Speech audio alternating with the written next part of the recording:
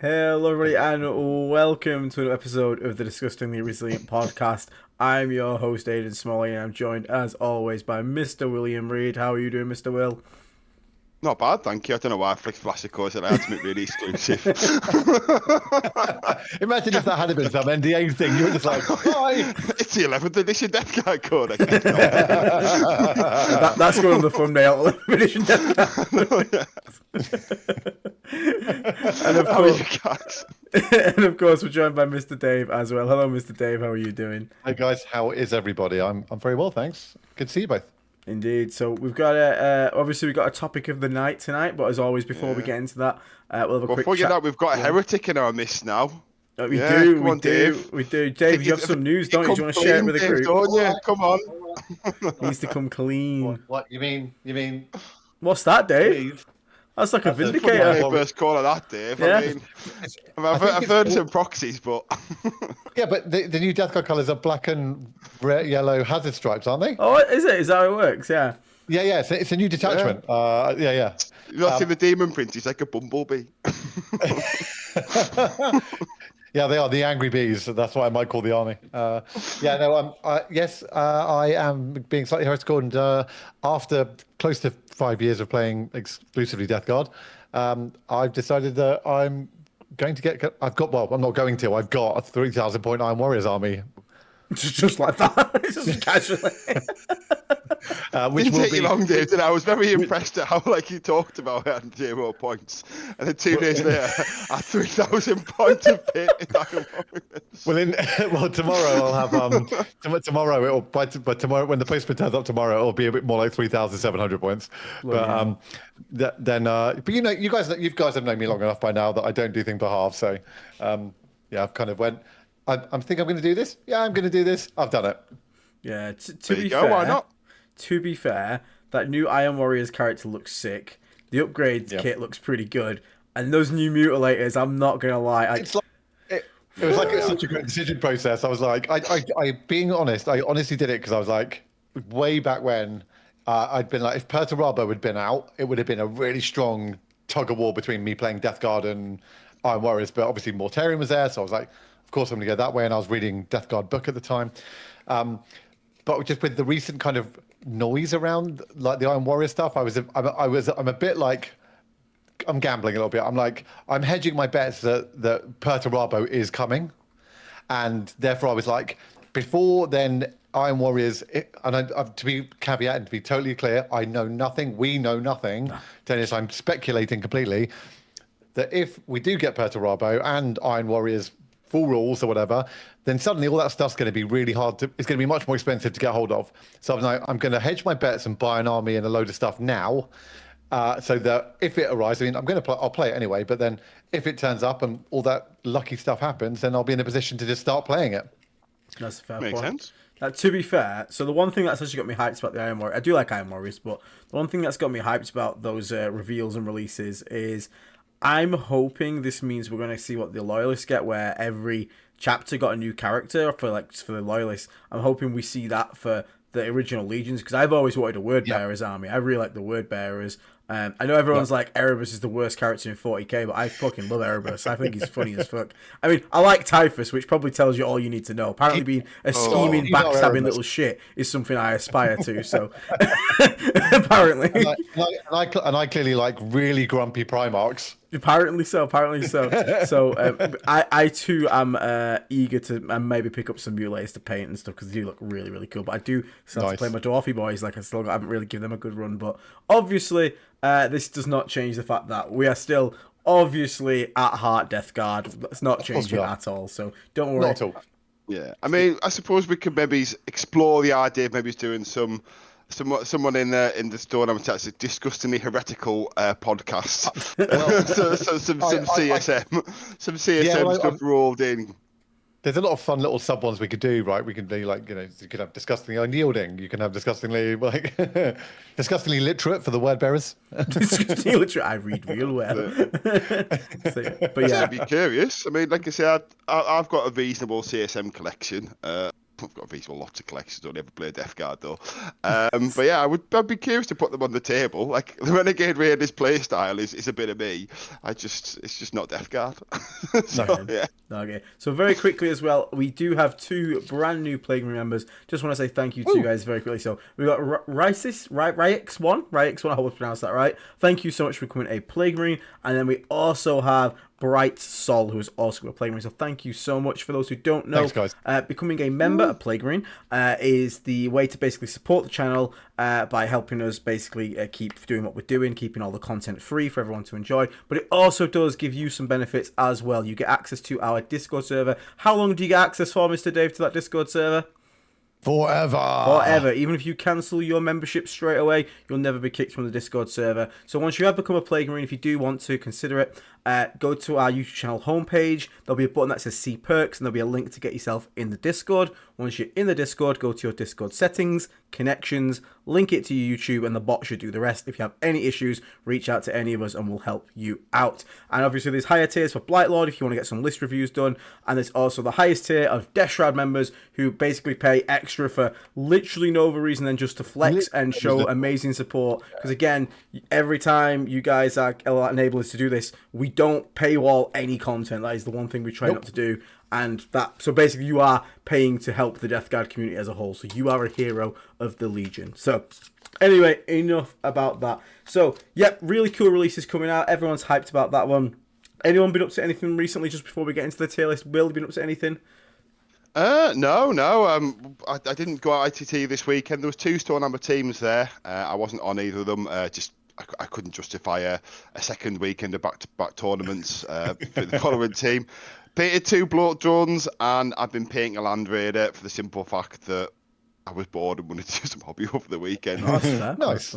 Nice. There you go, yeah. And obviously, Mr. Dave's been starting his other heretical spree down the Iron Warriors. But you did play a game, though, haven't you, recently? Which one was that? Or is it you're intending to play it? 'Cause I know you're looking at Flyblown House, which is not something you normally play. Oh yeah. No. There was an uneven number at club that night, and I was the last person on the sheet, so I magnanimously said you guys can crack on. But yes, I will be playing a Flyblown list, which I think looks really fun. And then there's a new Crusade starting at club, which I've put down as Iron Warriors for it to run through that. Hey, I think it'll be quite a good way to kind of get to know the army a bit more. But yeah, been just reading a lot. Been reading the data sheets, the abilities, the detachments, because obviously I've never looked at any of them properly. So that's been eating up quite a bit of my brain processing. That's awesome. That's Well, awesome. actually, we do have a new release on the horizon, by the way. Don't forget we've got the Death Guard box. Yes. I think they've Someone in announced chat has that- actually just said that they're debating picking it up, but they already have 2 drones. Should they pick it up? I still would recommend it. Yeah, They'll get it. you can have. Yeah, I have 9 drones now. I've been painting up the other 2 that I've been talking about. I think 6 drones is fine for any. Agreed. So I think you want 3 heavy blight launchers, and I think you can only run 3 of these. I've got 3 with spitters and 3 with flesh mowers. But I think if you're smart with the magnets, you could just have 3 and magnet them. Or if you feel like you're a flesh mower guy or a spitter guy, just pick the one that you want. So 2 other drones, 3 heavy blight launcher drones. I think that's a core of That'd be anyone's good. collection at this point. Yeah. Yeah, hell yeah. So, and obviously, Necros DB says, let's see if Aiden misses this one thing. I didn't miss it, Necros. I see you there. I see you. But yeah, new to Death Guard, Mr. Brightsoul. Got a combo patrol and the new VV box in the way. That's a brilliant combo. You're pretty much got a great collection right off the rip there. It's a brilliant way to start. And welcome to Death Guard. And also to our new friend, also Ryx as well. And obviously, hello to everybody that is already in the chat. Alistair gets me. Erebus is the best character in Warhammer. I agree. None of this would have happened without Erebus. Therefore, he is essentially the hero of the story. So we agree to all of that. So yeah, we're going to get into this then, because that's what everyone's here for. Aidan, let's just call out one more person if you don't mind. So E2 Buggy Life 4, it says new here. Basically glad to be here. Just wanted to get the most information on Death Guard before I get it to the tabletop. So he's back. He's in the faction, and he's just come here to get the goods before rolling it out on the table. Nice. So before we jump into the tier list, I will reiterate something about. I do suspect we're going to get another detachment. I think these 4 army boxes linked to the 4 deity gods, they're so random if there's no rules backing them up. So unless it's just a literal cash grab from Games Workshop, there's been so many Emperor's Children boxes They don't need another one. The Christmas one's still on the shelves in most places. So I do wonder if these are linked to a new detachment for each of them, and I wonder if they'll link those rules will come around the same time as the Red Corsairs, perhaps in the same book. So that's I am going to put my, in the same way that Davies riding on Perturabo dropping, I am riding on us getting another detachment. So maybe we can revisit this if that does happen and see where it slots in. That's fair play. And Meds once again coming in with a 10 gifted Meds. memberships. Meds, you're absolute legend. So thank you so much, Meds, as always. Again, it's literally now the Meds. It's now literally the Meds lottery. It is the Meds lottery. You're lucky enough to win. Also, Meds, you need to let us know which what they used to be called. Oh God. Surgeons. Yeah, what's the role they used to be called? Oh, how have I forgotten this? What? Oh my God. They used to have a very spirit names. Victoriums? Something like that. Oh, that's going to annoy me. Someone in chat will get me. So all the little weird 4-wound characters used to have a name and a rule that went with it so they could bring 3 the of them. Virians. That's it, fetid Virians. You need to let us know. I didn't realize what. Sorry, I didn't. Yeah, let us know which Virion you want. I'm going to make you a unique role in the Discord so you can flex how much you have support the channel. So whether you want to be a Plague Surgeon, don't know why you'd want to be that. Want to be a Foul Blightspawn, you want to be a Putrefier. I think you've earned yourself a Virion role. We'll get that sorted. So let us know what you want, Meds. And again, if you did just get gifted membership from Meds, you can also get yourself in the Discord server for life. So he's literally bought you a lifetime gift there. How lovely. Lucky people. Lucky people. So make sure to say thank you if you can. So let's get into the meat and potatoes then. I'm going to pass the floor to... we'll go with Mr. Dave first. Would you like to pick a detachment? And we'll get to the 4 tiers I've got. As Nurgle's chosen at the top. Oh. These are basically competitive, like absolute like staples. You take these if you want the best chance of winning. Then we've got solidly competitive. These are more than capable of going 4 and 1. Yep. Fun tier, which is more you taking it for the 3-2, trying to have fun. And then the struggle bus is at the bottom where it's a detachment that we think is genuinely struggling right now. Why don't we do them in the order in the codex? But let's do in the reverse order of the codex. Okay, we can do that. Because the first one might rank very highly, so rather than us working from the top to the bottom, maybe we go from back to front, if that makes sense. Yeah, I mean, we can also then add we can also start with Flyblow then, which isn't part of the codex. So go Flyblow and then back to front. Okay, yeah, we can go that. I'm happy to go with that. Yeah. All right. Well, so starting with Flyblow. You can read it out then, Will. Okay. Yeah. So do you want to do? Should we take it? So, do you want to do Flyborn first? So, what are we going to like? We can talk a bit about what the detachment's rule is, or are we just going to? Yeah. So obviously, we're going to assume people sort of know what the detachment is. We're not going to go for every stratagem. We'll talk about like the good things that make it good, why it can also struggle a bit, and like sort of like the builds that we can expect to see and where you'd see it sort of fitting in a tournament. So, go on, Dave. We're going to say something, mate. No, I was just going to say, are we saying it's based on its general performance or its performance in a large scale tournament? So we are, so basically someone that has played it quite a bit, has gotten used to it. So you're talking a good level skill player taking this to a tournament. Are they going to be thriving with it? Or are they going to be struggling with it? But we can also mention if it's maybe new player friendly or not new player friendly, because there is a detachment here I think requires quite a lot of. It's very good, but needs a lot of reps to fully understand it. So we can get into those kind of things. So we'll go from a generalist point. So a fairly good player. We're not talking world top, but fairly good player average. So who wants to run through what Flyblown is? I've got the codex in front of me.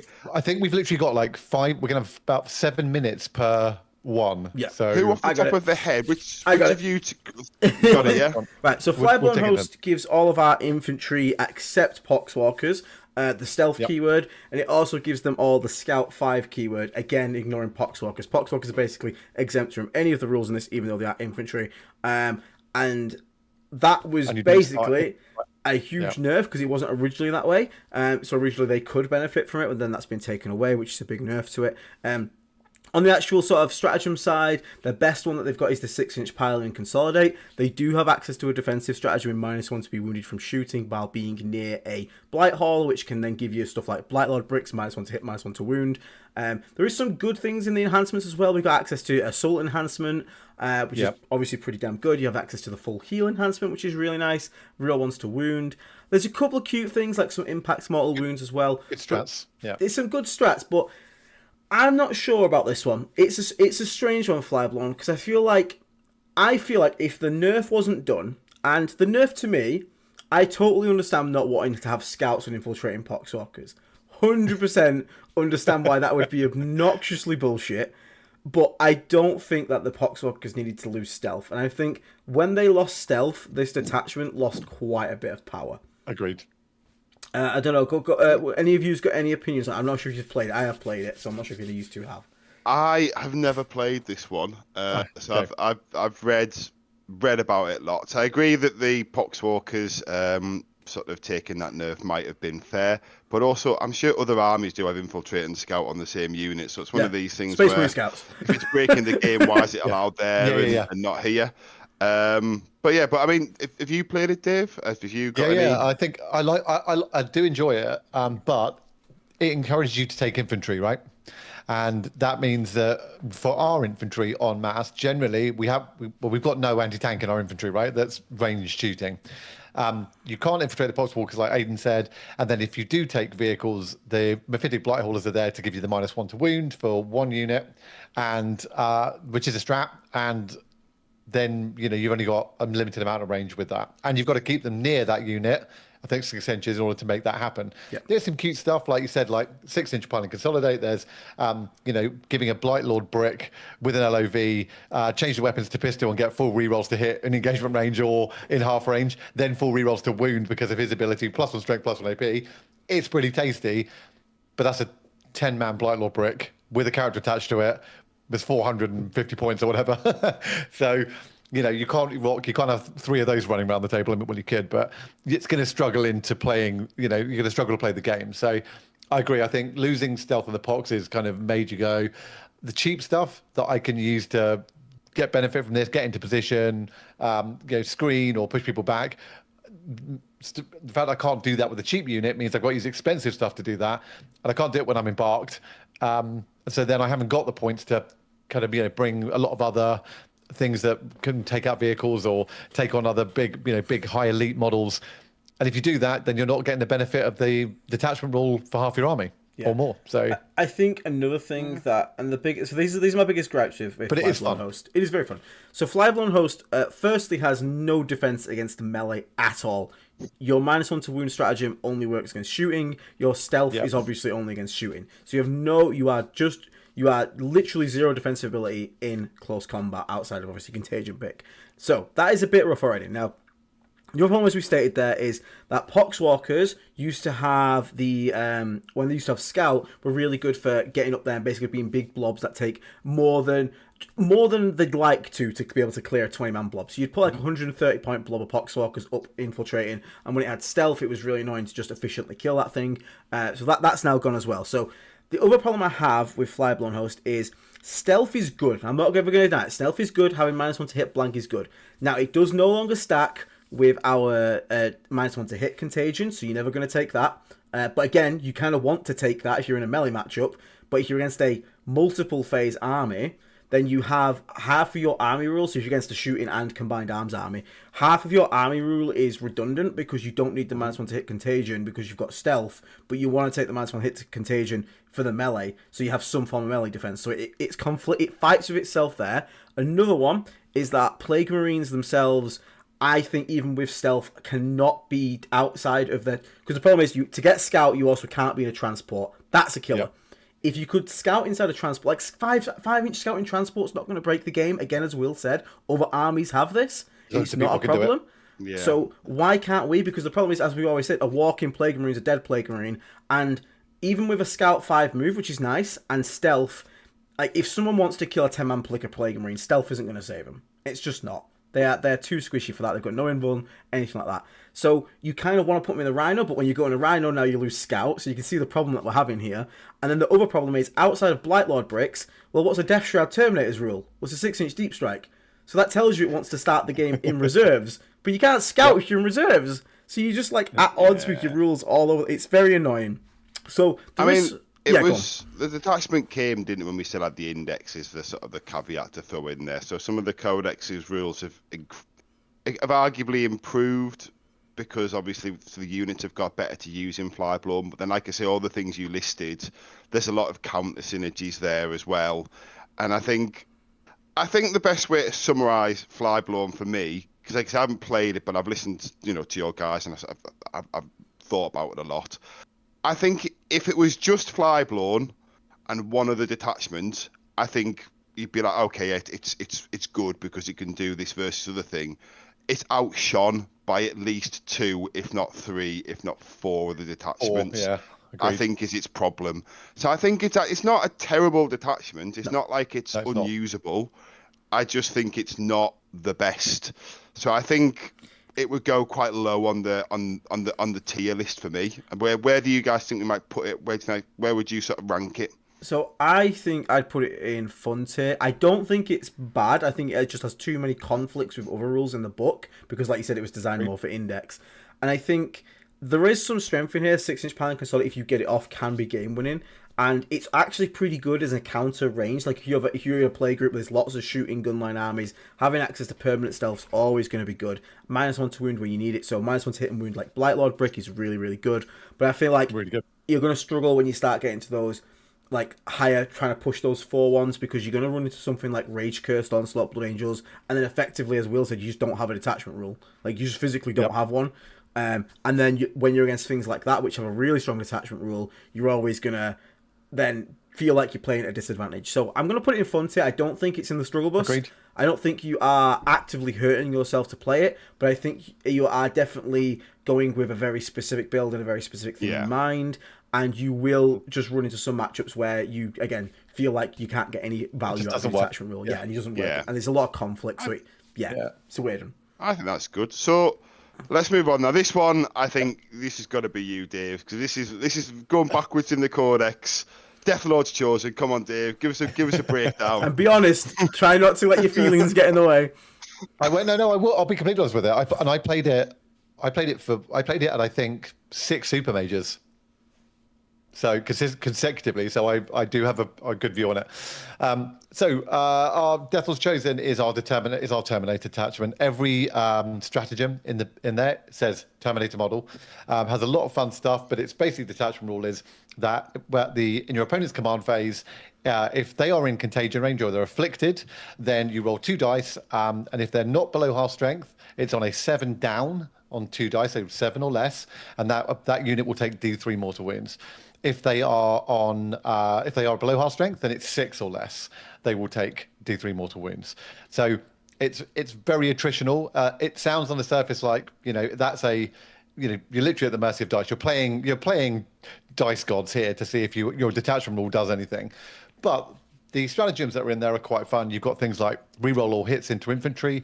You've got stank shock, so every model that's in engagement range at the end of a charge move. You can do mortals on a 2-up, which is quite fun. Hilarious with Typhus. You just Poxwalk as the keyword, and he's like, take 6 mortal wounds. It's got 22 ups. Yeah, I mean it's mad. Obviously, it's a max of 6, but that volume gives you guaranteed 6, which is fantastic. So there's a lot of really good stuff in it. However, to get the best out of it, you need lots of Terminators. And we all know Death Shroud went up since the Codex got released, which hurts this a lot. So I was originally playing it with like Mortarion 633, and then Poxwalkers and then 2 drones and 2 Blight Haulers. And that thing was good. I had about a 70% win rate with it. But as soon as the points went up on Death Shroud, so it's also a very different style of play for a detachment. It's very inflexible. You don't have lots of tricks. You have to basically play a very certain way to make it work. So I think that's a quick encapsulation of it. Appreciation of time as well. Like, I mean, so the best bit about let's see what you guys think of. I was going to say, I think the best bit about it is the uppy downy, isn't it? It's the only uppy downy we have in the book to me. And I think if I was to look at it seriously, it would be largely because of that, because it's something very unique to that detachment that we don't have anywhere else access to. Like that's the one thing that when I look through it. And is there also like an increase in movement as well? If you've got Mortarion there, Yeah, Vile Vigor is the other enhancement, which you stick on the Lord of Virulence. Vile Vigor Yeah. is genuinely a fantastic enhancement. I think it's one of the best enhancements in the entire book. When you put that on Blight Lords, you feel like you're an Eldar player. You are just schmoving. You are just like moving 11 inches, gunning things down. It feels so good. So for everyone in chat, that gives you 6 inches of movement because it gives you an extra inch of movement on those guys, and you get to reroll advances. And there's a 1 CP strat to give that unit assault. So you just basically run around, it's a bomb, shooting everything, which really does help fix the problem with that Brawler of Bricks, which is mobility.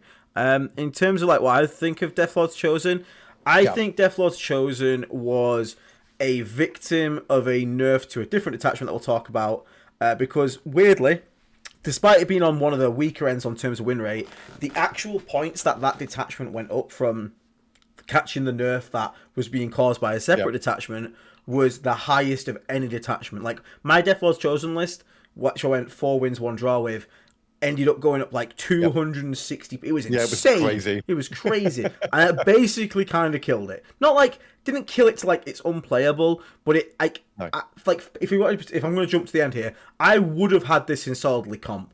I kind of wish it has a defensive stratagem, but when you played it, as you showed me, Dave, just turbo aggressive. You just slammed into someone, like, because again, there is something to be said about mass T7 bodies with a 4-up invulnerable. It's not easy to chew through, especially if you have a good turn of spiking 4-ups, especially when it's been so aggressive into you as well.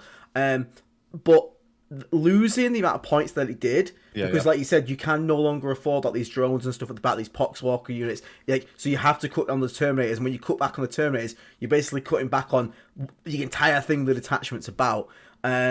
So I'm in the mindset of like, if I could, I honestly would try and float it between comp and fun tier. I think it's the top of fun tier. I would have had it in competitive. I think it's fun tier. Yeah, I think it's. Yeah, it is. It is. If you hadn't have lost another whole unit of Terminators, then I think it would still potentially be in solid comp. I'm just reading the rules now to refresh myself, and there's, with the exception of the things we've mentioned, there's nothing there. It's the reality. Like, there's nothing there. What made it sing was Mortarion as well. Like, reactive move, another fight on death. It was also the only place you could get 2 fight on death using him in a detachment. Yes, he does have fight on death, which is actually good. But it still is top of fun tier. It's a shame, really, because I genuinely thought it's now when I say fun tier, like, it is immensely fun to play. The 7 down minigame is hilarious when it goes off, especially when you pick up a unit kill that you shouldn't have got. So it is a very fun to play. So I would genuinely still recommend everyone give it a try, but I wish it didn't catch the nerfs it did, because it genuinely didn't deserve them. But it went up so many points out of nowhere. Well, obviously because of a difference. The nerfs were needed, but DLC didn't need the nerfs. Yes, exactly. Yeah. It's a bit of a sad one. Yeah. So that one's going to go in fun tier then, yeah? So yes. So the next one we've got Shamble Rot Vectorum. Does one of you guys want to do that? Yeah. So Shamble Rot Vectorum, I think, is woefully misunderstood. I think Shamble Rot is actually pretty solid, but the problem is, when you read Shamble Rot, I think Shamble Rot tells you the wrong thing. When you read Shamble Rot, it makes you feel like 20 Poxwalkers, 120. Everyone's initial reaction is 120 Poxwalkers. I think that's an absolute trap. I think that is a new player trap, and when I played it, I learned from our people on our Discord that have been playing this, and they've been playing it far long before I have, and they came to the realization as a community that actually this kind of works better with like 10-man squads of Poxwalkers, just making infinite walls and then backing it with a gun line.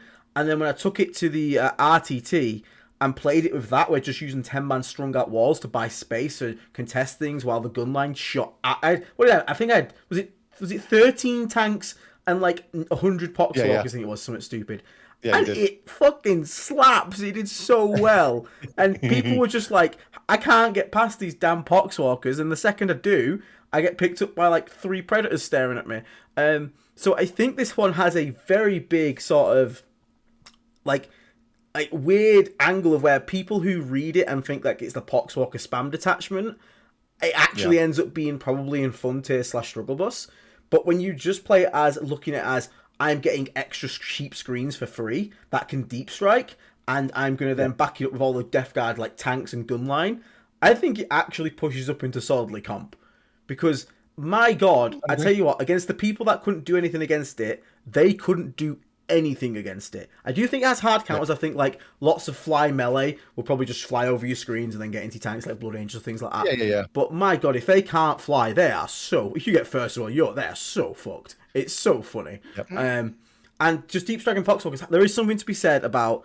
I'd even say this is a teams thing. Like, there's something to be said about having Poxwalkers that can start in reserves or come in reserves from the free ones you get, and then deep striking them. And because you're just deep striking Poxwalkers and you have so many like just disposable units, it's really hard to stop this thing scoring. Like even in games where you're probably going to lose, you're probably still going to get over 50 points. I think you're still getting a big score. Yeah, it's like near impossible to 20 in all this thing. Okay, yeah. I mean, I think everything you've said there is fair.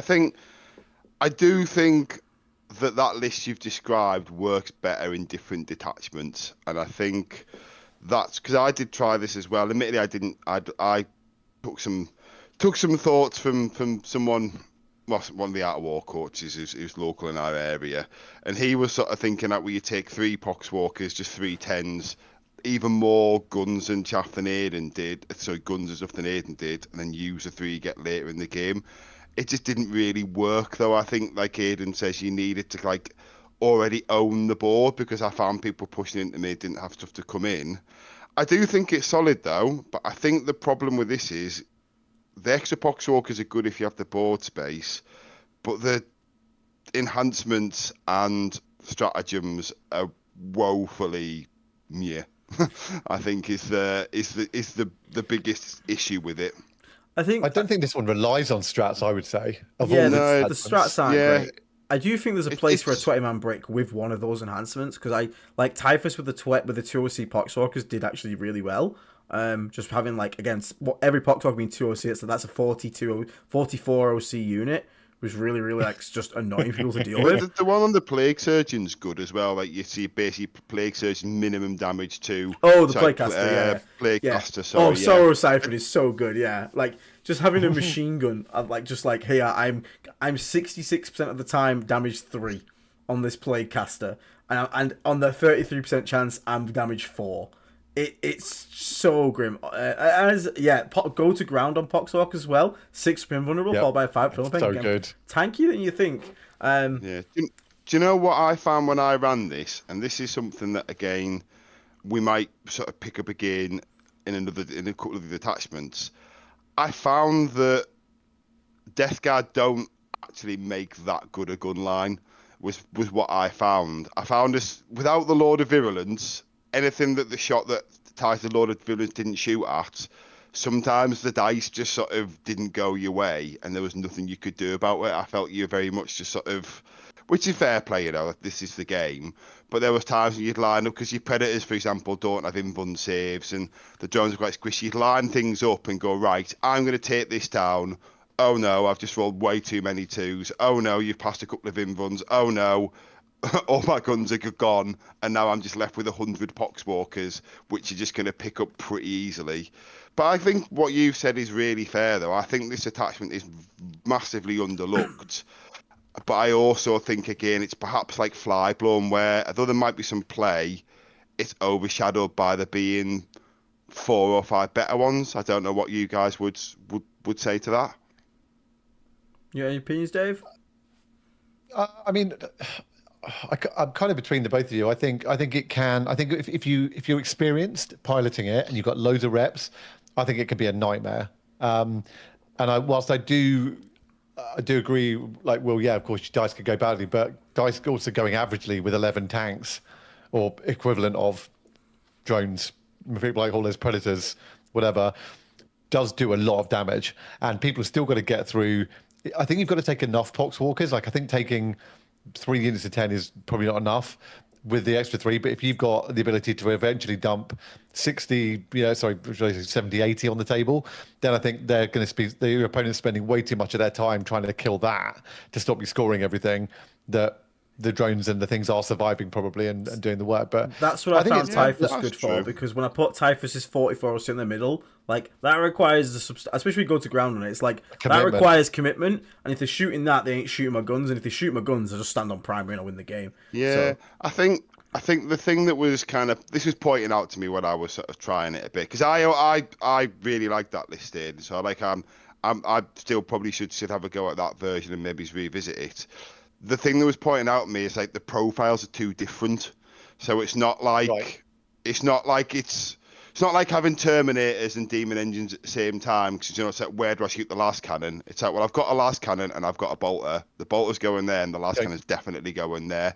Like, that was the example that was kind of pointing out to me, like, against good players on sort of like on solid lists, especially like a balanced list. You're not asking them like a question of here or here. It's like, well, yeah, I'm obviously going here and I'm obviously going there. Bolter does nothing there, does loads there.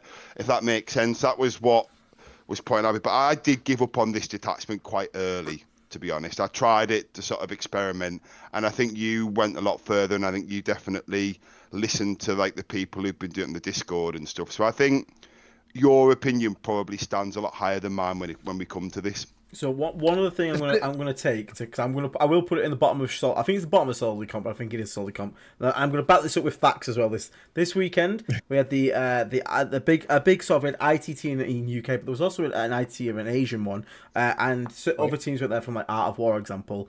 And a Death Guard player, and I can't remember your name off the top, I think it was Scott, I think, off the top of my head. If I've got it wrong, I do apologise. Took Shamblrot and actually ended up going 4-1, and his only loss was to Ben Jurek from Art of War on Necron Catan, that's right. and he still took 6 points off him. So, like, Wow. with Shamblrot. So I think maybe it's more so in a teams, potentially, because you can dodge the bad matchups there.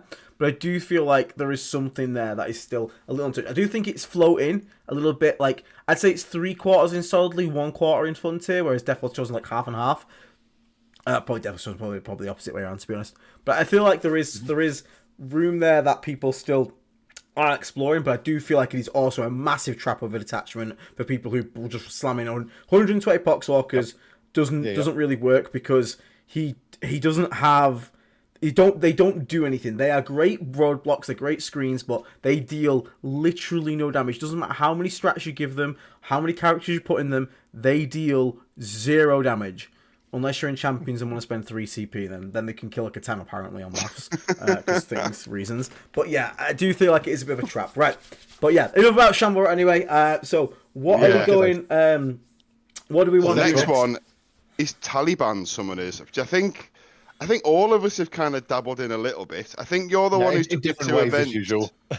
Yeah, in different ways. But I mean, we've talked before about how this might be where Death Guard stand best in the current meta, because of some tech they've got into Catan, and also the way that you can get round blood surges.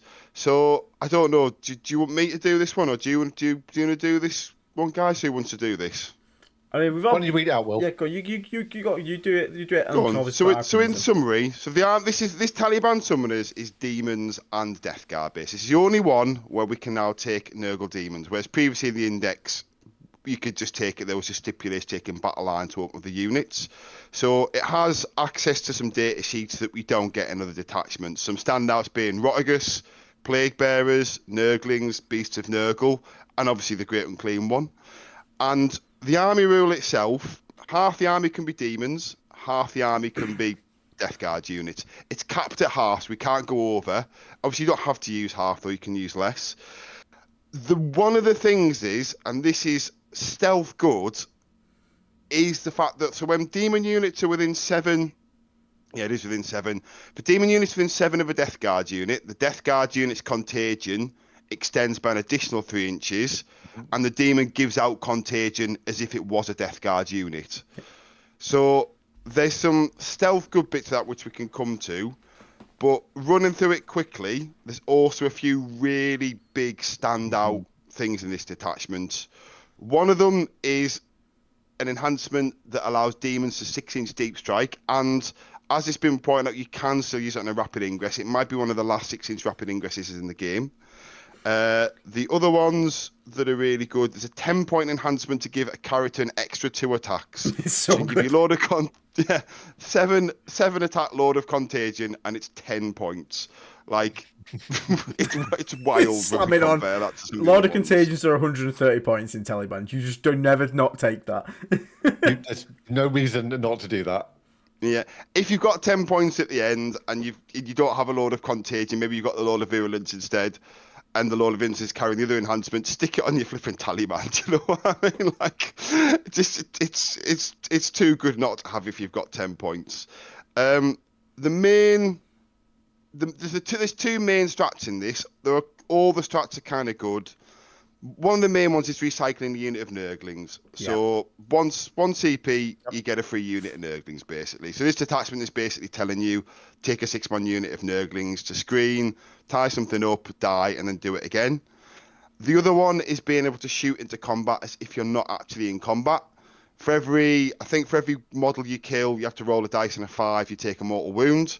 Beat him Nurgle, of course, ignore any wounds at the end of the phase, doesn't kill them. So he's great for, sucking up the blood surge from things like Victrix Guard, for example. Yep. I think they're the main rules. No fallback bits. strat can just end a game. Yeah, and the enhancement on the Great and Clean one, or is that the one that you're on about where you force people to take battle shocks? That's not bad. That's not bad. Yeah, because it's -1 to the test. And also it was kind of pointed out to me, partly because the Great and Clean One's profile, 9 out of 10 times to kill it, you'll have to use a strat on your combat unit. There's very few things that can deal with a toughness 13 model without some kind of strat. So it's really powerful specifically on him, which you can only take it anyway. But there's a couple of things. I'll throw something in there before you guys. Because obviously there's a lot to talk about this one, I think, because it is one of the most unexplored detachments, and it has some strength. The Catan tech, we'll let Aiden get to because it was him who kind of pointed it out first. But the other bit of tech that I think is largely unexplored is the Lord of Pox's tech in this detachment. Turn 2, a Lord of Pox can give out a 12-inch aura of contagion. If you want to take PBCs and you don't want to run more Tyrant's Hammer, which we'll get to, I think this is the only other detachment where they're viable because of Lord of Poxes and the synergy you can get with them. So I don't know if you guys want to sort of throw your 2 cents in before we try and rate it. Aiden, do you want me to let me talk about my one first because it will be shorter than yours. Yeah, no, because I know where you want to go. Because we played very different versions. So I played Monster Mash version of Taliban. So I took Morty's 3 Great Unclean Ones, the Rotigus, a Demon Prince, and 3 units of 10 Boxwalkers. That was it. And I played that for about 10 games and won 10 times quite comfortably with it. It was just madness to be able to go infiltrate Boxwalkers, pen my opponent back a bit. Demon Prince has got the enhancement to drop demon units wholly within 12, within 6 of my opponent. So I'd basically get the Demon Prince, move him, advance him, and then drop 3 Great Unclean Ones. Drop Rotigus at another point of the board to basically go through, and then spend the CP to go through buildings with him to charge on to another objective. And then Mortarion would come through. So you've got 3 T13 models, 3 T12 or T13, and then 3 T12 with a combination of about 120 2 up, 4 up, or 3 up, 2 up, 4 up, or 3 up, 4 up, and Morty's got 5 ups, and the Poxwalkers have got 5 ups. Although the Clean Ones have 6 ups. Yeah. So basically, just use. That's the way I played it and had a lot of fun with it. I haven't taken it to a tournament in that format, but. Yeah, I found it worked into multiple armies. So before Aiden does this, Aiden will have a lot to say because Aiden's been doing really well with this. I did take it to an RTT and I went undefeated with 2 draws. It was the weirdest RTT result I've ever. All played, no talking at the end. That was actually how the games were. I was about to say, good man, Will. Good. Yeah. I played this one. Mine was like a training one with Beast and Nurgle, then lots of 5-man Plague Marine units and carnivores. It was very me and it was really fun. I'm just putting that in because it was completely different from Dave's, and it's going to be completely different again. But just a caveat about what some things Dave said, there has, since Dave was talking about that list, been a points increase to Rotigus. So sadly, you can no longer take 3 Great Unclean Ones in Rotigus. It is 2 Great Unclean Ones in Rotigus. Just for the people who are a bit newer and don't realise about the older points, in case they're wondering how that worked. So go on, Aiden. Take the floor, I guess. So I have taken Taliban to tournaments, and I'm currently 11-0 with it. I think it's fucking so good. It's great. Half the reason I watch this tier list is because I do check the Death Guard Reddit, for example. I know it's dangerous, but I do check it, and there is obviously a lot of discussion that goes in there. And that page specific. No offense to you guys, a lot of you still have opinions from like the day this codex came out. I've seen people still be like, Taliban's the worst detachment. Wake up, please. Like, Jesus Christ. So Taliban lacks raw power when you read it, but what Taliban is really good at is playing Death Guard in a different way. Everyone got used to 6-inch screening out Death Shroud, stuff like that. Taliban lets you fuck with people so hard because you have unconditional 6-inch deep strike from stuff like demons. It also does more damage than you think. It does do more damage, to be fair. But you have Rotagus to do OC tricks. You have Beckoning Blight, Rapid Ingress tricks off there with 6-inch rapid. -2 toughness. Yeah, I had a guy literally step a single warp spider onto the tip of an objective while my Lord of Realms was behind a wall nearby. I was like, cool, is that your movement phase? And he's like, yeah, I hold that objective. I'm like, no, Rapid Ingress within 6 on the other side of the objective, a single Plague Bearer. I'm like, I'm OC2, you're a 1. You don't hold that, you don't score. You don't score Engage, you don't score Storm, because it was originally sticking from my other pop Plague Bearers. I was like, so that's 9 points gone for you, and I'm going to hold that primary in my turn. So I'm actually... And it's sticking again. Yeah, and it's sticking again. It's a 15-point flip. It's just like, you can do so much dumb stuff with it. Rotagus just sitting on an objective and denying Admech primary for an entire game because they couldn't kill him, and he's just like, all they had is OC1 models and he can make them OC0, so he just stood there like, cool, like, what are you going to do about it? There's so many things it can do. Plague Bust still works in there. Plague Bearers are like 5-inch deep strike charges is stupid. Like, because they have +1 to charge and they come away 6. So you have a 5-inch charge from deep strike. You can also make your Plague Bearers damage 2 with Rotagus, which is something. Yep. Yeah. And then if you take a Great and Clean one, which does stack toughness with the Contagion, you can like you can make your Plague Bearers blend things, because you also get an extra pip of AP for like from Contagion -1 the opponent's save. But, so like I say, there's some stacking buffs. Whether you want to put them all on Plague Bearers, I don't know. But like, it's not even just a stacking buff. The detachment rule of going, basically, if you go out there and you infiltrate some Nurglings, and then you infiltrate some Poxwalkers, or they just come out from behind a wall, or a Chaos Spawn unit comes behind a wall that's suddenly 7 inches away, that Nurgling unit is now giving off Nurgle's Gift, which means now that their things are in a contagion, which means if you are running Death Shroud, you can drop them now next to it. It's the chain reactions. And it just chains. And now suddenly the Death Shroud have got an extra 3 inches. So is there something that's just outside of 6? Well, now it's 9, and that's a contagion. If you've got another unit that can deep strike, that can drop down. It's a horrible. You can mess up pre-measuring so hard. I will just say as well, though, it does require a bit of practice to get into it, because you had to play all the contagion tricks and stuff in your own head as well. But go on, Will. I'll let you finish your point first, mate. No, I was just going to say, I also think, because I think the Lord of Poxes has some unique sort of things with his datasheet rule, I also do question if the Lord of Poxes with that 10-point enhancement have 8 attacks at 85 points, is he actually just really good in this detachment? Yeah, if you're not taking a Lord of Contagion for the enhancement. You could, like you said, you can fling him out as a contagion spreader, and then he can easily charge 5 scouts, 5 it says on a point, and just kill them all on his own. Doesn't even need Plague Marines. Hey, wouldn't even be scouts with 8 attacks. He's killing real units. Yeah, he'll do a lot of damage. It's genuinely like such good, and it just plays a different way. And because it also has the advantage of not many people have played against Taliban, especially if you're good at it. So everyone's kind of figured out VV and COC, so they know how to play against it. And you show it with Taliban, and you just introduce them to a whole new world of bullshit. So I think it's solidly Nurgle's chosen. Or like does require. I think it's solidly Nurgle's chosen. I don't think it's the best detachment. I think one of the ones we're going to come to eclipses it. I think it eclipses it quite comfortably, to be honest. But I think this is definitely rivaling for second place, if it isn't actually second place. So go on. What's our next one? Well, the next one is what is arguably the one I think it might be fighting for second place with, which is Champions of Contagion. Okay. So Champions of Contagion. So obviously check out Zito's channel. He always plays Champions a lot. Champions is weird because Champions is very good. We obviously know the detachment will let you switch contagion every battle round, which is very good to have that flexibility, especially late game. Sometimes, like when everyone's playing on scraps, -1 OC contagion can really save the day when it comes to primary holding and things like that. Final ingredient is genuinely game changing if you ever pull it off, and your opponent has to respect it. Like they cannot throw characters forward, otherwise you will get double contagion. And this has to be probably the most output you can possibly get from if you've got 3 CP and could do some damage to the unit you're about to swing your 3 to 6 death shroud into with a load of contagion attacks, it's dead. Yeah, I mean, six death shroud with a load of contagion and 3 CP in this attachment would be in the conversation for one of the biggest damage dumps from any unit in one activation in the game. Yeah. I mean, you could might not be number one. Yeah, like it's. I mean, is it 6 with a load of contagion? Aiden, you've read.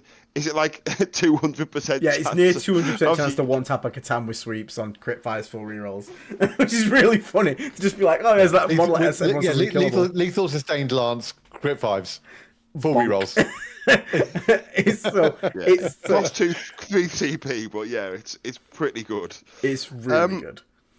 So I'm going to quickly throw out what I think the tax on this detachment is. And I think for me, when I write lists, and this is where I think it's the characters being there to open up the rules, I find very quickly you end up with a really small army. Or you end up with 3 units that can have all the CP spent on them and the rest of the list is just rolling, running around with data sheets. Maybe a lot of virulence, I don't know, like, I was having some success with this at one point, and then I sort of wasn't. I don't know. So where do you guys sit on this? Because I know you've both run this as well. Go on, Aiden. So I think the weirdest thing about it is its defensive stratagem that it has access to is either amazing or just doesn't do anything. Which is my biggest gripe with it. Like +2 toughness is great, until it comes to a stat that doesn't matter. Like strength 10, it doesn't do anything. But if like strength 8, for example, you terminate, now it's -2 to wound. That's big. So, whereas like in VV, -1 damage is pretty much always relevant. Obviously not versus damage 1, but most things are damage 2 plus these days. But that being said, characters being required for other things is a bit of a tax. I do feel like it also suffers from just the Virions just being so over-dominated by basically 1 or 2 of them being Plague Caster and Bard's Fire. Like, please help the Plague Surgeon, help the other things. Just give me a reason to take those units as well, so I can see different builds. But like just on-demand crit 5s with all the buffs that we can give them is very, very powerful, and it's a nice flexible attachment, as you said. I do think though, and as we're going to get into, I think compared to probably what's probably going to be like the top here, although I would actually debate if it's top or not. I think actually the other one is top, but that's just personal play preference because I like playing more of a scoring game. Okay. I think Champions has a much greater, I made a mistake, I fucked it, and it falls off the cliff way quicker. It's way more punishing 2 mistakes than the other 2 detachments probably here that we're talking about in the top end. But that doesn't mean it's bad. I just think it means, again, you have to really consider what you're going to do. Because like you said, there's no cheap units. Because if you want units to do things in Champions, you've got to have characters in them. So they're naturally more expensive than normal. So I think like misplaying one of those units is a lot more punishing than in like VV, where I've lost 5 Plague Marines with no character and who cares? Like, I mean, I've lost a Beast of Nurgle. It was 65 points. Who cares? You've got to take 10. If you take the 10 Plague Marines, which we've discussed multiple times on this channel, and how its value may have changed over a period, that gives you, as Zeta just said in chat, you get fight first with that, and then you get the incredible damage output opportunity as well with TCP on that one. The +2 toughness, I totally agree with you, Aiden. I mean, I've had it where I played into a sister's army with it at the 3-day super major, and I popped that, and my Death Shroud that basically jumped through a wall, wiped out a Rhino, closed down a unit, killed a vehicle, held the point, and then he basically came out with all his melters, and I was like, cool, I'm T9 now. And basically was like, and 4s were nowhere to be seen. And suddenly that all went completely wrong, and that unit was sat there and was then able to charge into them next turn. So, but that's not as guaranteed as your -1 damage, as you said. So yeah, I think the output for shooting, I understand the 2 CP. You can do the things you do You can. one of the detachments we're going to come to. The other detachments have to be in contagion. You can split fire and get your rerolls into split fire units as long as each one's in contagion. This one is very much I choose you. I think you can split it if you split in the units that have all lost, but it's much harder to set up, especially if in a Victrix meta where you kill one, it blood surges at you. Although admittedly, it blood surges at you and you then turn on fight first. So I understand there's also a counter there. Yeah. So, but I mean, do we have where are we ranking this? Yeah, do we have it in Nurgle Souls, or are we having at the very top of Solidly Comp? Because that's my. Okay, I'm not. I do question if it's Nurgle's Chosen. It's either right at the bottom of Nurgle's Chosen or right at the top. I think it's the bottom of Nurgle's Chosen for now. Yeah. Okay. I do think this and Taliban are sort of like very close to each other in this talk. Taliban might even be above it, to be honest. I think Taliban's above it. With reps, Taliban is above it. Yeah, I also even without the first time you play Taliban and you see the rules, you're like, it just kind of clicks a bit, and you're like, oh, actually, this doesn't look as good on paper as it is in reality. Just the extent of the contagion, as you said, Dave, like. It's so much bigger than you think it's going to be. So powerful. Yeah, a Dark Watcher. My favorite model is the original Dark Imperium. When Abe and I went to VT and we're doing it, Mike and I were in the studio talking about Taliban, and I'd basically, obviously, Abe and I'd been reading the codex bits, and I walked in and I was like, right, mate, watch this, and I was like, cool, and I was like, Demon unit, Death Guard unit, another Death Guard unit. It was like literally he was like, how have you just dropped all of that on the table across the entire width of my front line? Yeah. And it was like it was monstrous to watch it. Like, so we did also forget to with Taliban. We should mention it because the tech that we talked about in a different episode is why it's good into Catan, is because you can stack the Great Unclean ones with the toughness to make Catan T9, so you blow up ones on threes. Yeah.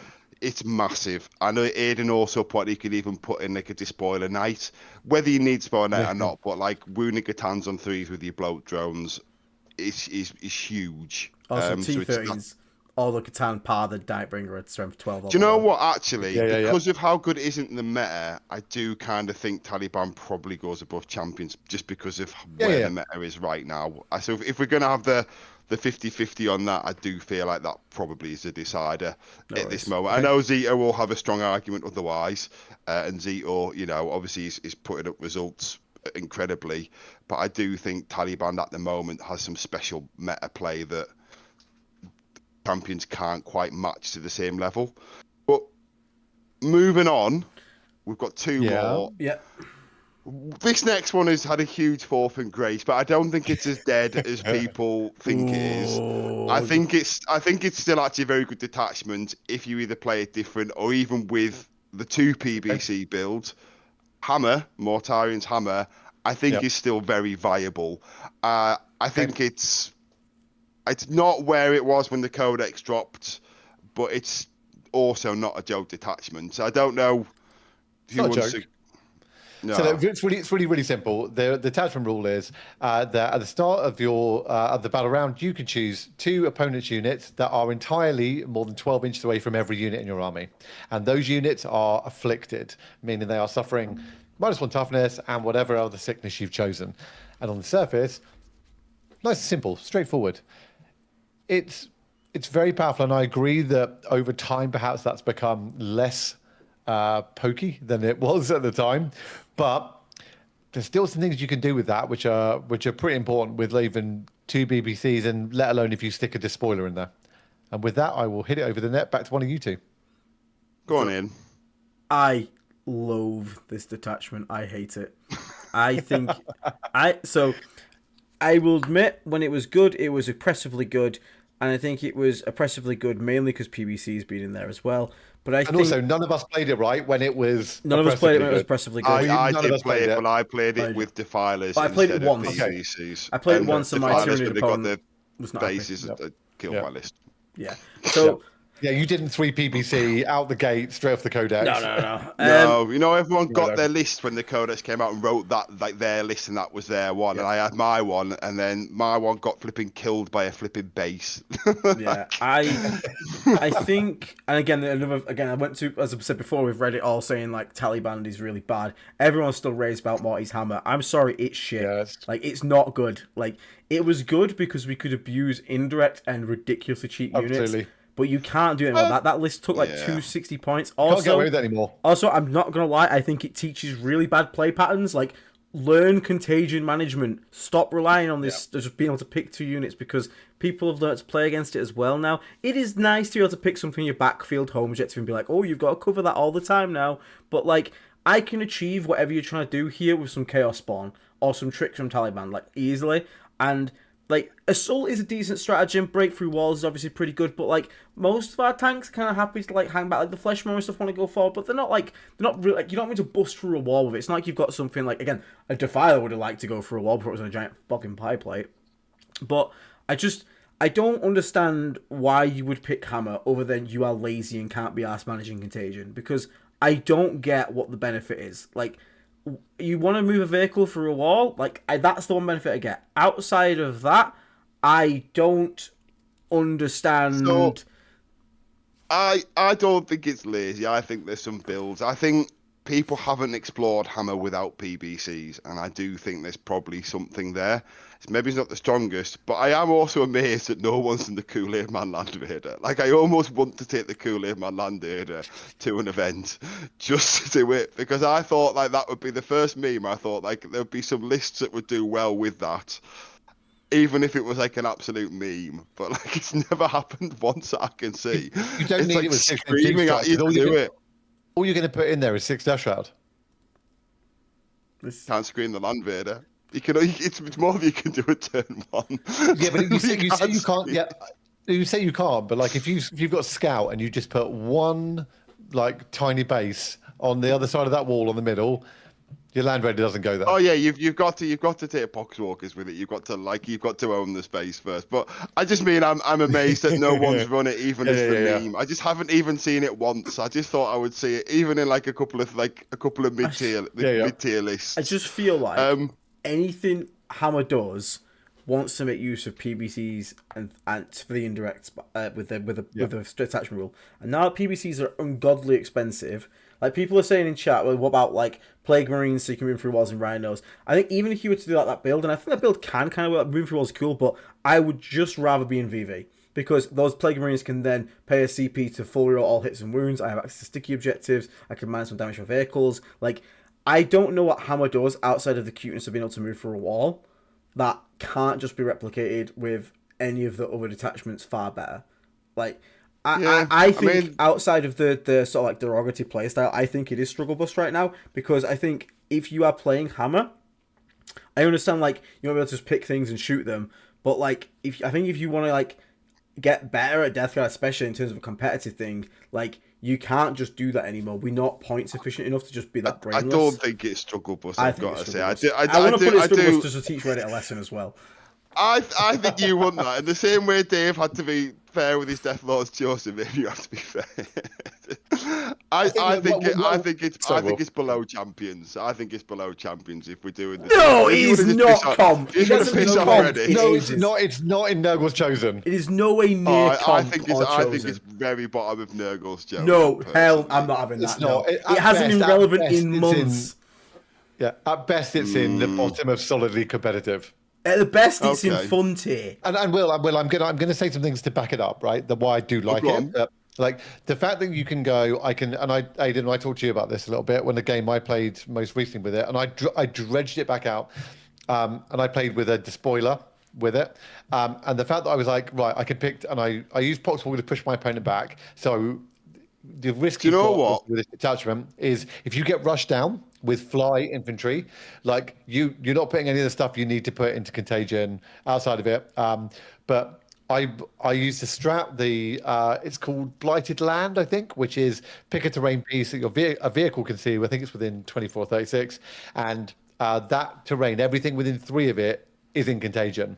That combined with 2 units that are in contagion is very, very powerful when you're playing something like Search and Destroy and your opponent is bundled up in their deployment zone behind that big ruin. And suddenly, if you've got Death Shroud as well, they are going wherever they want. That is a very powerful combo, but you don't get that the whole game. Like there's a time No. you can get used to that, and the Despoiler benefiting from the extra minus toughness, extra -1 save, very powerful. I think with this, maybe it needs its own special tier. Maybe it needs the strong but boring tier.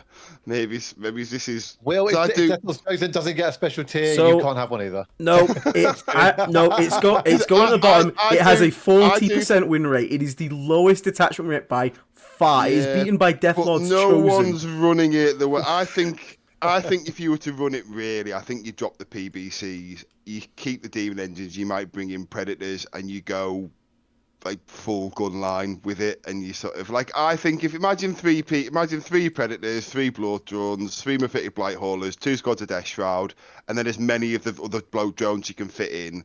That's a strong list. Like But if the you take detachment that rule to a isn't tournament, benefiting as soon as you get close. but it doesn't matter, does it? Because you don't need to push your army out. You can just sort of like, when people step out, it's a gun line. It's like Tau don't need to put a unit near you to make their guns good. And our guns, the reality is, a bloat drum without a 2 AP bloat just in cover, you can just use the gun line as a functioning gun line. So like I say, I think it's strong. I don't think it's the strongest way.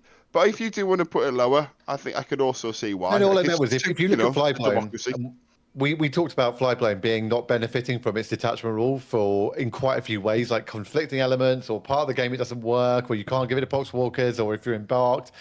Same thing happened with Morty's Hammer. In turn 2, if your opponent is, 11.9 inches away from you or whatever, you're not getting the benefits for any of your detachment rule. So, And that gives it naturally a bit of a. But you go first. It's great, right? So and you can do some brilliant things with it. I'm going to do the community a favor. So in the stats on Goonhammer still include when it was broken. Okay, when it was broken, overpowered. It has 1,615 recorded games, including the period of time it was broken, and it sits at a 41% win rate, which means those stats are inflated right now. It is dog shit, and it is staying dog shit here, because I'm doing the community a favor. Stop playing Mortarian's Hammer, please. It is not good. You want to play this now? I'm going to send the rest of you on the list. So you can prove a point. Right, talking about dog shit detachments, though, let's finish this off, because we can all agree on this one. We can all agree on this one. I think to me, I mean, this is Virulent Vectorium. It's the last one. It is. I think this is probably the best one. But if people want to argue that Taliban's better, I will definitely hear out the I'll raise you. Because I can see why. The same reason we said about Taliban being better than Champions Up. I know I was kind of sort of verbalised me in a monologue, but versus Champions of Contagion, I think arguably there's an argument that Taliban might be better into the current meta, with the exception that things that kill Cthulhu also kill great and clean ones. But who wants to run through Virulent Vectorium? Who would like to summarise this? Go on, Aiden. I would like to put this below Taliban, but realistically, I know I can't. VV is good in every sense of the word. It just covers your bases. It is. And out of the gate, it's been the best. Yes, it has been the best out of the gate. Yeah. It still puts up incredible results, still doing really well. Sticky objectives is amazing, which is again why I like them in Tally, but this is on every single unit, so it's Sticky Extreme Edition. You have -1 damage, which I do wish they'd make that like a faction wide, like Armor Contemptors for Marines. But they do have access to it. They have the amazing Demon Prince. They have access, which then makes that 1 CP. 4 rolls to hit and wound and shooting. You have weird little, you still have little tricksy things like Blight Surge, where your entire army gets plus 3-inch contagion range for that big go turn when you do need it. You have things like explode vehicles, the weird healing ability. But it's just, what makes VV so good is just the combination of just being your generic all-rounder. It doesn't do what Deathlord's Chosen does, where it's trying to get you to bring specific units. It doesn't do it, it's Flyblown Horse, where it has to be infantry. It just works on everything, and it covers your bases. The only thing it does lack is a melee damage output increase, but with the Lord of Contagion and Death Shroud, it tends to get most of the job done anyway. So like COC, for example's damage output is way higher, especially in melee, but VV's ability to be durable and again just bring along that toughness 12 5 feel no pain demon prince, it's so annoying for people to deal with. And Blight Lords have started making a show up as well. Yeah. If Champions of Contagion didn't have all its stuff locked to characters and just some of them or whatever, I think Champions would be probably better than VV. It's the character tax of having to add Vivians to Plague Marines to make them viable, and your Plague Marines get so expensive, and then you just got Terminators, and I think that's why Champions isn't up there with VV.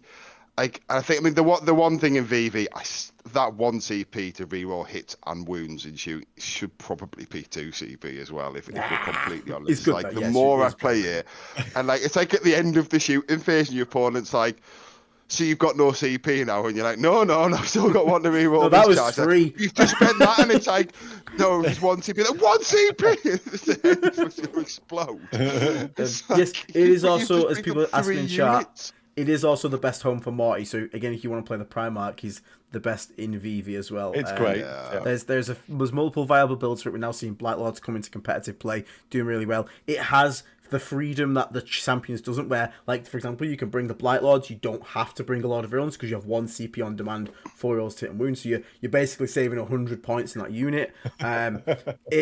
It's just really good, and even though I think Taliban has more tricks, and if you master it, there's probably more depth to Tally than there is VV, but you can't underestimate how effective VV has been and still is, and even I can't deny that, and I prefer Taliban.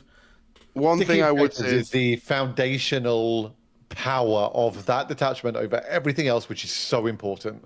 Like, it's a thing I've never played VV. Like, because out of principle, I was like, from day one, I was like, this thing is by far the strongest. It's so obviously the strongest that I'm not playing it. But it's a thing I've missed the most playing everything else. Having given up trying to find this special list after my device had to put dinner plates and everyone had found their own good lists, trying to find something in the scraps that wasn't similar to anyone else's, and finally giving up and just going to the French Albans list with one small change on VV. It just feels good. Like, you're in games, and even if you don't win them, they're always close. It's particularly good for teams. I do think if we're going to give Taliban its credit, though, into Catan, VV is by far not the best detachment. Yes. Champions of Contagion and Taliban both outshine it into specifically Catan. But that's one very specific it would be matchup. like that, probably, yeah. Maybe even like they'd swap even, but yeah. But I think into everything else, VV is the one, because it's also got game into everything. Like, having played it at teams, it doesn't have any matchups where it's like you want to go into VV for your team because it's going to absolutely wreck it. But it also doesn't have anything where this list is going to absolutely wreck it. It's just very stable. Yeah, it's just super stable. So very quickly, one last question in chat we'll answer is, despite the TLS tier, what's your personal favourite? Mine's obvious right now. I've played them all, Parhammer. I mean, I've played it, but I've not seen it to an event. Mine's Taliban. I love Taliban so far. It's like, it plays to how I enjoy the game so much. How about you guys? You got favourites? Go Will. Mine is actually also Taliban, but specifically on that list, there's 2 carnivores, loads of flip wings, Beast of Nurgle, because I just love playing that trading play style where I just send units have to die on points and win on primary. But it is very much it's a fun list, but it's nowhere near as strong as the VV list I'm running right now. But it's the most fun I've had with the new codex. How about you, Dave, for fun? Mine's definitely Taliban. No, it's not. It's Deathlord's Chosen. Of course it is. There's nothing more fun than just going stage turn 1, turn 2, spring the trap and just drop a whole load of orbital death on people and then smash their army to pieces and go, cool, now you fight that whilst I score points. Listen, Necros, I didn't have to take it to a 20 when it was good. Everyone knew it was broken, okay? And now, I don't know how... I will take it because it's got to finish off a 4-1 challenge. I will take it. It's just the last one I've got to do. But I just whenever I read it, I am just I so know. bored. It's just not exciting. It's just like an absolute slog. But I will probably end up taking something that Will said that's like Plague Marines and moving through walls and things like that. Because I think that sounds more of a fun way to play it rather than Herder Gunline.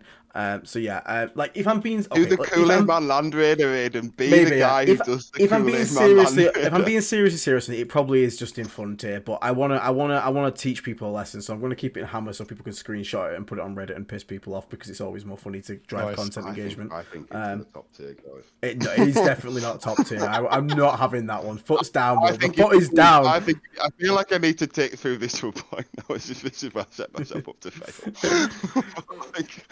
So yeah, Right, maybe I just leave that before I have to prove myself. But yeah, that's gonna sort of bring us towards the end here. So we have, I think these are fairly again, you probably maybe could hammer up a bit, I guess, but I think the rest of them were quite happy with the position on them. Yeah, I do think Shamble floats between solidly and fun, and I think it is a bit of a trap. And again, I think if the nerfs were undone to Deathlord Chosen, it probably goes into comp.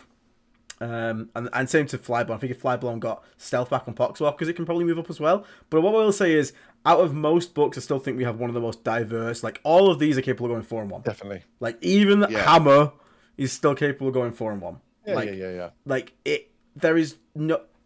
I put Struggle Bus here, but reality is, we don't have a detachment that's, like, unplayable. Like, there are many books out there that have genuine unplayable detachments. They're so bad. We do not have an unplayable detachment. So I just want to clarify that to people listening. Yeah. I do think we have a very good book, and I'm excited to see if your rumor is true. Well, if we do get another detachment, obviously we'll be here to talk about it. I just think those box sets are so random if they're not linked to any rules. And the fact that in the Death Guard 1 description, Lord Felthius got mentioned by Lord Felthius. He wasn't called the Champion of Contagion. Yeah. I do suspect it might be Lord Felthius's something detachment, and it's built around, you know, like him and his, I don't know, whatever he's doing. I don't have any existing lore or anything, but it wouldn't surprise me if he becomes a model in his own right. And I don't know, maybe I'm going to become a Remy Steele. We just do end of edition cash grabs. But let's see. Like, it just seems really weird to release those 4 boxes not linked to any rules. It just seems just completely out of nowhere, especially after we've just had Christmas where they released a whole load of box sets. Agreed. So yeah, that's going to bring us up to tonight. So we got anything else you want to cover very quickly before we head off for tonight? We're already over a little bit here, but it is a tier list and people always enjoy these and the discussion's been funny. So anything else you guys want to mention? Really good. Like and subscribe. That is an important thing. Make sure to like and subscribe. Part of that, maybe we just then do your little thing, Dave. Do you want to do your rattle off? I'll just do it really. I won't do it funny. I'll just do it really quickly. No, I'll just do a rapid one. So basically, to support the channel, like Aiden said, please join the channel. Click on the little join icon. You can join us. You talk to the beginning, get access to the Discord. If you want to check out Vanguard Tactics, who Aiden and I both play for, you can get coaching. Someone in chat, Stephen, actually asked, can he book a session with you, Aiden, this week? So hopefully that'll happen. Aiden is the Death Guard coach for Vanguard Tactics. Plus, check out their channel. Those guys have multiple battle reports a week. If you're looking for miniatures, head on over to Element Games. You can get everything that you need to there for whatever army you happen to play or second armies, because obviously we'll play Death Guard. There's no discount on. Yeah, and CSM, sorry, apparently. Particularly Iron Warriors will. But if you do buy from Element Games, there's no direct discount, but we do get a little kickback to the channel. Saltire Games are a long-time supporter of the channel. They have Disgustingly Resilient podcast branded gaming aids, measurement sticks, tokens, affiliate markers, etc. Please do check out Baron of Dice if you're in the US. You can get Disgustingly Resilient podcast branded dice, which are genuinely fantastic. They're a kind of like a green and kind of brass color, which are just fantastic. If you are outside of there, if you're Europe, please do go to drpstore.com, where you can also pick up merchandise ranging from hoodies to jerseys and all such things. And I think that's probably everybody really wrapped up. Excellent work. We've got the Death today. Guard, so two cats. Mortarion and Typhus is not their names, but if I'd been allowed to choose them, that's what they would have been. Hugh Janus has just put in some membership message, but it's come in binary. I can't understand what he's just put. It looks a bit confusing to me. I guess. Do you want me to translate it? No, it's fine. I'll get around to it later. I'm sure he'll message me. I think it says acknowledge the cheese, you coward. Oh, God damn it. You did say that at the end of the last episode, Aiden. I did, and we're about to hit 15k subs as well. I know. We really are.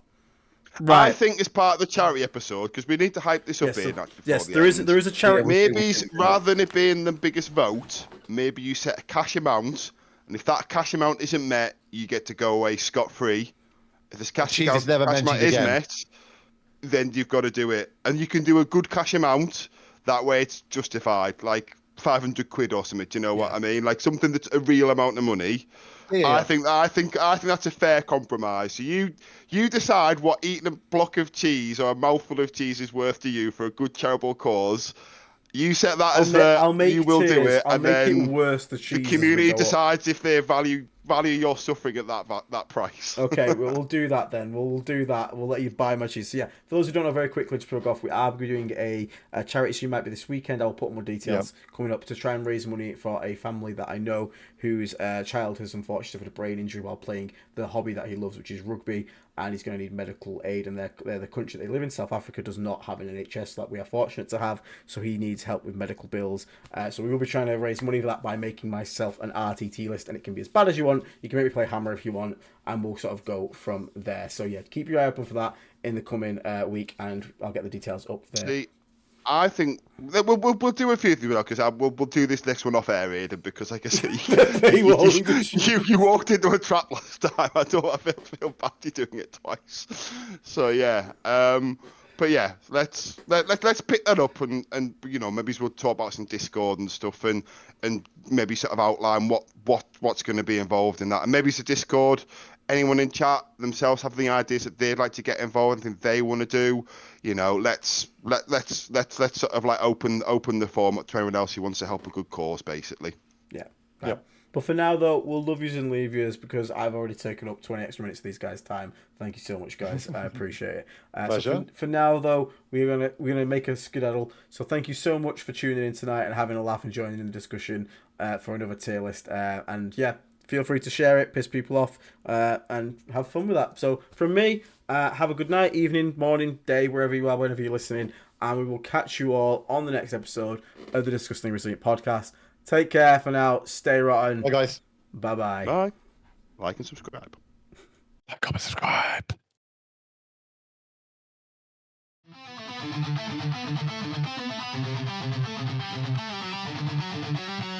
In the void, where the warp winds howl, a fleet once noble, now destined to fall. Great wardens stir, betrayal takes shape, Typhon's whispers, sealing their fate.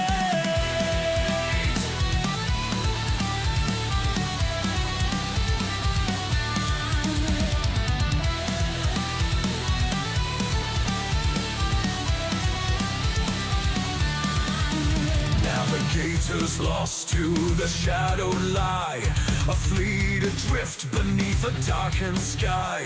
The warp's crew grasp, unyielding and tight, chaos awaits in the endless night.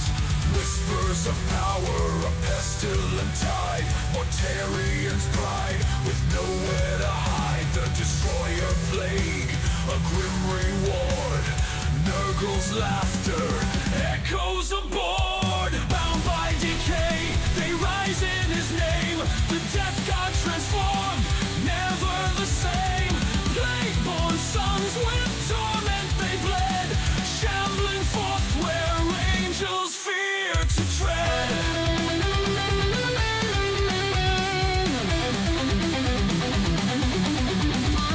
Mortarian stands, his sons by his side. Through agony storm, their oaths collide. Grandfather's hand, the pact is sealed. The legion reborn, their fate revealed. Lies in the armor, rot in the soul. A Primarch remade, his heart grown cold. In terror shadow, their war drums beat. Pestilent warriors, no chance of retreat. Through breach and ruin, their banners fly. With death's embrace, they'll never die. The Lion's Gate, where hope was torn. Jagged blade meets the Plagueborn.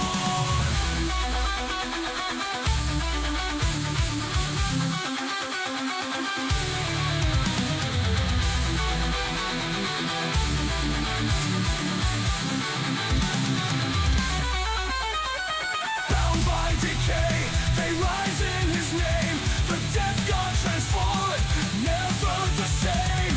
Plague-born sons with torment they bled, shambling forth where angels fear to tread.